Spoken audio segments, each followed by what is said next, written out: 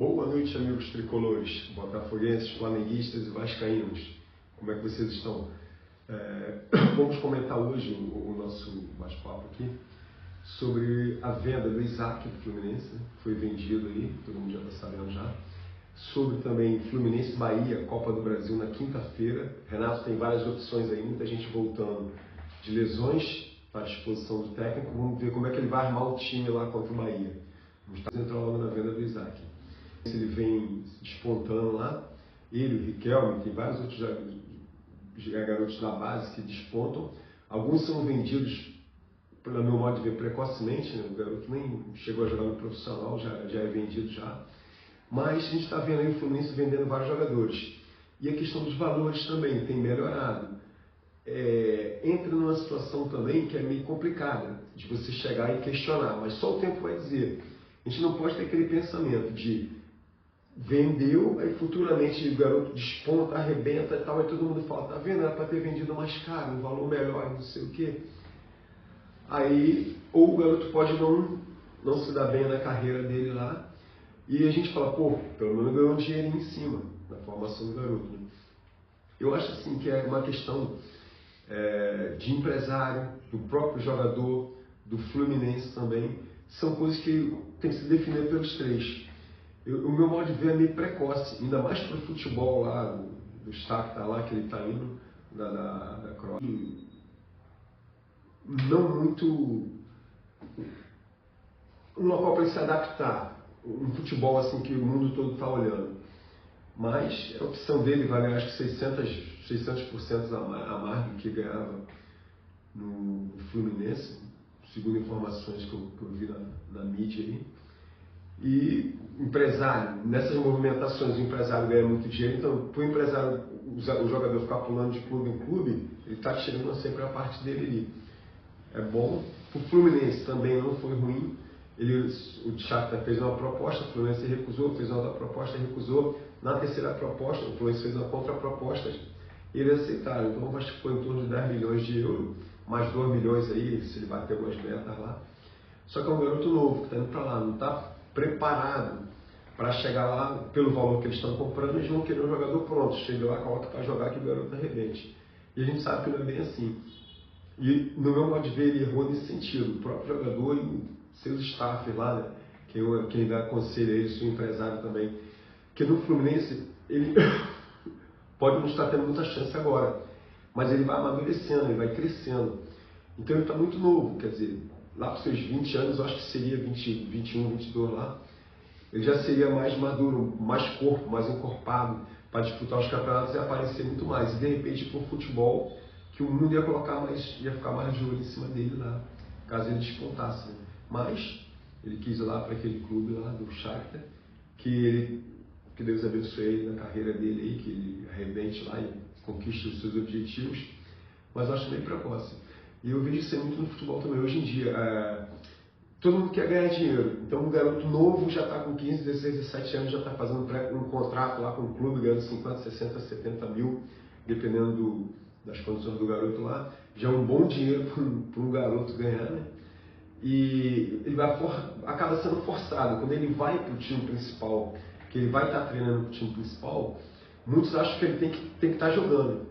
Então, a própria familiar, o empresário, quem quer que seja, acha que tem que colocar ele para jogar. Se não estiver colocando, então vamos tirar do clube e colocar em outro lugar. Aí eu acho que o erro está aí, porque não é assim. Tem que deixar o garoto lá, deixar o garoto treinando, deixar o garoto ficando ali e tal, convivendo com os outros amigos, lá, com os outros profissionais. E à medida que aparecer a oportunidade, ele vai jogando. Aí muitos vão dizer, o Renato quase não coloca. De fato, tem alguns jogadores na frente dele aí, em termos de para poder entrar. Só que eu creio que vai ter oportunidade. Tem aqueles jogos que não tem quem colocar o cara para o lado, tem que ser isso aqui, vai lá e coloca.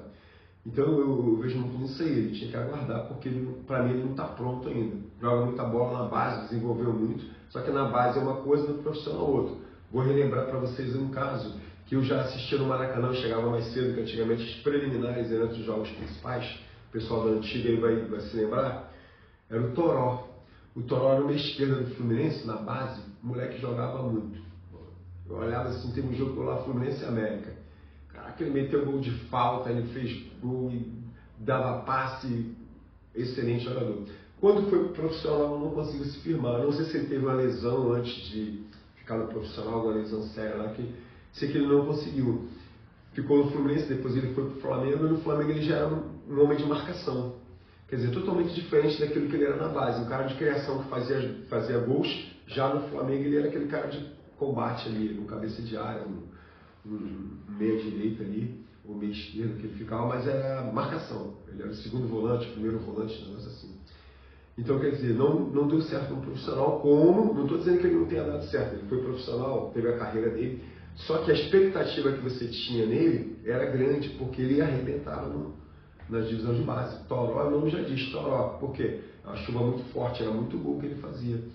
Então, mas no profissional não foi aquilo. Então, todos os garotos da base vão aparecendo, não quer dizer que eles vão arrebentar no profissional, não. A dinâmica é outra, tudo é diferente. A gente tem o Igor Leite aí do Fluminense também, excelente jogador e tal, mas quando foi para o time principal não conseguiu se firmar, jogou em vários clubes, não sei se ele ainda está jogando ainda, mas não é aquela estrela que todo mundo pensava que ele seria na base. Então, quer dizer, vai muito de acontecer. Às vezes o garoto tem uma maturação muito rápida, que é da parte física, vai entender o que eu estou falando, e na faixa etária dele ele começa a despontar, por causa da maturação que ele teve. Quando ele cresce, todos crescem também, no caso ele vai disputar com as pessoas que já têm a maturação já concluída, ele não vai conseguir desempenhar aquilo que ele desempenhava antes. Vou dar um exemplo quando eu era criança. Quando eu era criança tinha um garoto que jogava com a gente, não vou citar o nome aqui, questão de ética, o garoto arrebentava no futebol, ele corria, ele fazia jogada, arrebentava. Quer dizer, na minha faixa etária a gente não conseguia alcançar o garoto, por quê? Ele tinha um desenvolvimento maior do que o nosso, para a nossa faixa etária. Então ele despontava. Só que depois que nós crescemos, começou a ter os campeonatos de pelada que a gente tinha aqui na Baixada Fluminense, era descalço na parte da manhã e domingo era calçado à tarde. Aí todo mundo pegou 17, 18 anos, todo mundo mais formado, mais compacto, né? E ele já não despontava mais, quer dizer, ele já era banco dos times que ele ia jogar, ele não conseguia se firmar como titular. Por quê? Todo mundo já estava maturado igual a ele lá, então ele não tinha aquela diferença que ele tinha quando era pequeno. Então eu acho que isso acontece muito também no meio profissional. Às vezes o garoto arrebenta muito no time de base porque ele tem um condicionamento melhor do que todos aqueles que estão ali. Mas quando todo mundo se equipara ali, ele acaba não rendendo tudo aquilo que a gente acha que ele poderia render. Isso é um dos meus pensamentos que eu tenho. Se você discordar, pode colocar aí. Eu discordo por isso, então eu concordo também. Ou citar algum exemplo também que você tenha, pode colocar para a gente poder enriquecer o debate aqui. Agora eu vou falar de Fluminense e Bahia. Voltando um pouquinho sobre esse fato também de venda de jogadores. O Fluminense está ganhando um dinheirinho aí com esse negócio de venda de jogadores. Está toda hora vendendo jogador que ninguém esperava, igual esse está indo agora, que ninguém está lá aguardando. Ele está reserva, quase não está jogando. Se ele estivesse sempre jogando, se fosse o Riquelme, até entenderia. Mas ele vem de lesão, não jogou mais depois disso, se eu não estou enganado. E o Shakhtar veio e está levando o garoto. Quer dizer, e outros jogadores também que o Fluminense vendeu, que está ganhando dinheiro em cima aí, tudo em euro, ganhou. Agora o que a diretoria está fazendo com esse dinheiro que a gente não sabe.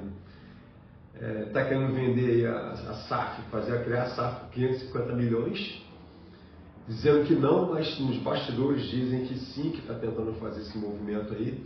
Não está uma coisa muito clara.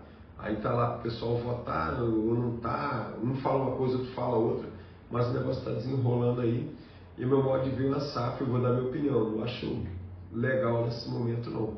Ainda mais na circunstância que 550 milhões, e o cara, não, cada um dá 10 milhões e não sei o que, cria um conjunto, um grupo de torcedores do Fluminense.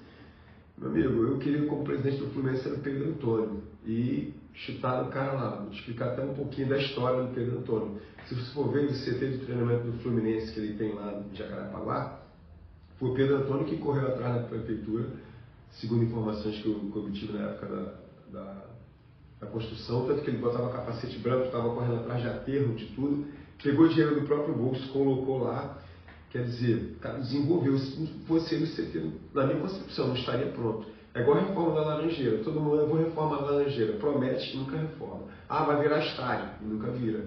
Então, vou reformar isso, reformar aquilo, só ficar falando. Ele não foi lá, meteu a mão na massa, fez. Uma situação também que eu observo quando vou ao Maracanã. Existe até uma frase de René Descartes: penso, logo existo. Você vai a um jogo do Fluminense lá, o Fluminense é um time, um vou citar o nome de algum clube para não dizer que eu estou menosprezando. Um time que não tem muita chamativa para a torcida, né? Um campeonatozinho, de repente, que não está muito no início ainda. Aí o Fluminense vai jogar, você chega no Maracanã dizendo que o ingresso é de R$60. Aí está o cambista vendendo por 40. Como é que o cara consegue vender por 40 se o ingresso está 60? Aí você vai ver, pessoas ganham ingresso, aí pessoa, não sei se dá na mão de cambista, que eu não tenho como provar, mas o cara está lá vendendo um valor menor. Quer dizer, teoricamente, ou seria falsificado, ou ele está comprando mais caro e vendendo mais barato. Não sei, ele está pegando o ingresso em alguma situação, quem sai perdendo é o clube. Então teve na época que o Pedro Antônio queria cortar esse tipo de coisa, ele foi até questionado, daí sei lá, depois tiraram o cara de lá, tanto que o nome era CT Pedro Antônio, depois trocaram o nome, porque você sabe que na história, você dá nome a alguma coisa, quando ela faz 10 anos de CT, quem era Pedro Antônio? Vai se ver a história daquele cara ali. Agora não, CT Félix, nada contra o jogador. Félix, que amputou um dedo e tudo, agarrou mesmo assim, tal. Excelente goleiro aí, que ajudou muito o Fluminense, o que é hoje em dia, um clube grande. Mas a questão do Pedro Antônio foi mais para poder apagar da história, então você não ouve mais falar de Pedro Antônio. Vira para vários tricolores aí, se você é tricolor, você sabe dessa história. Se não sabe, vai lá na pesquisada e coloca o teu comentário aí também a respeito disso. Então eu acho que seria para mim o presidente, ele é o cara que botou dinheiro no bolso e fez o clube crescer. Porque como o CT que o Fluminense fez, cresceu, porque o Fluminense ficava treinando na Laranjeira. Agora não, tem um CT para treinar, vai lá, treina, a galera mora ali perto da Barra mesmo, a maioria dos jogadores, só o melhor juiz aí, mora próximo, quer dizer, chega rápido no trabalho, faz o seu trabalho lá e depois vai embora. É bem mais fácil para eles, eu acho, né, no meu modo de ver. Mas vamos esperar aí o que o Fluminense vai fazer. Outros jogadores também, questão de venda, questão de compra, a gente vê algumas compras aí, jogador lesionado, o Fluminense vai lá e compra mesmo assim. Não sei se é questão de empresário também, porque o empresário tem um jogador para renovar com esse aqui, para eu não deixar o pré-contrato, chegar no pré-contrato lá, ele, se não quiser esse aqui, você não vai ter que, para ter esse aqui, renovar com esse aqui, por exemplo, o Riquelme, para renovar com o Riquelme, você tem que contratar o fulano lá.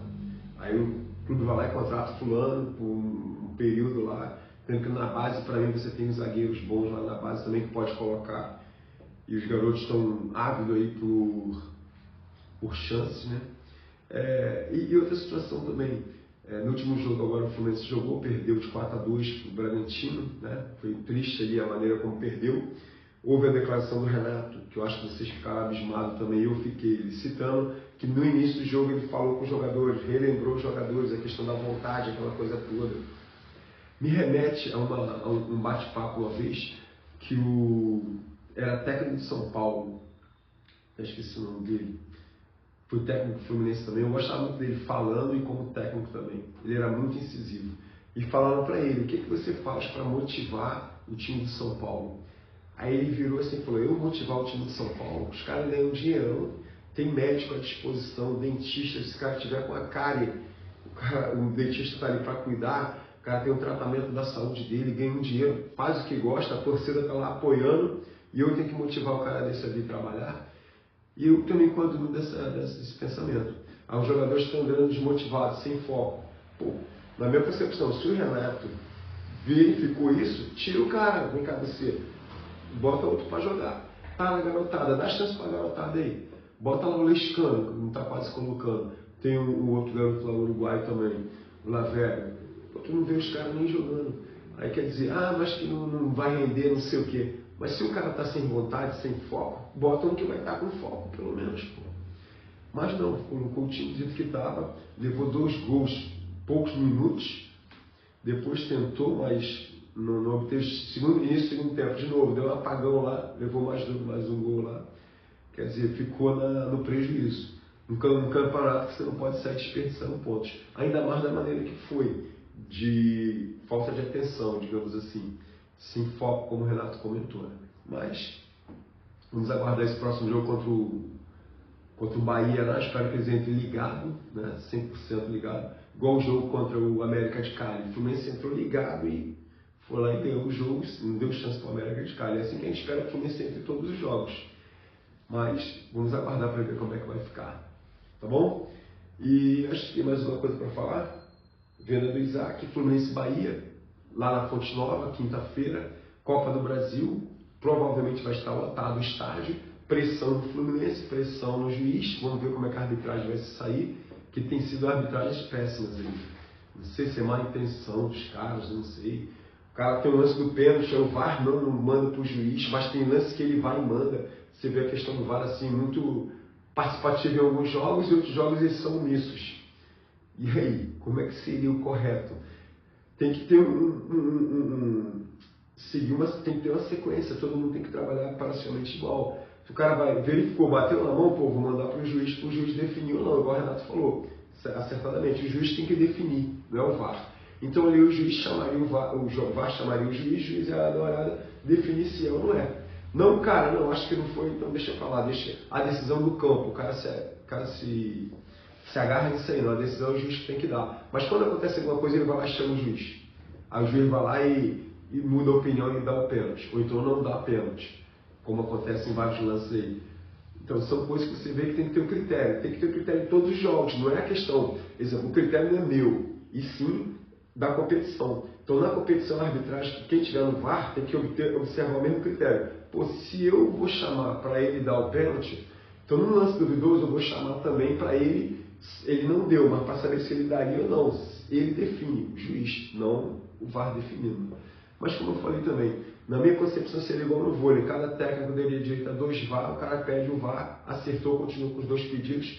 No vôlei eu acho que é show de bola, não dá essa confusão. No futebol seria a mesma coisa, mas não, fica a interpretação do VAR. Então em jogos ele define de uma maneira, em jogos outro VAR define de outra maneira, e um clube é prejudicado, o outro não, aí começa a gritar e falar. Aí bola para frente do campeonato, fica essa confusão que a gente está vendo aí. Mas o time do Bahia é um time certinho, o Fluminense tem que ter todo cuidado ali, aquela pressão inicial que vai ter, todo mundo sabe.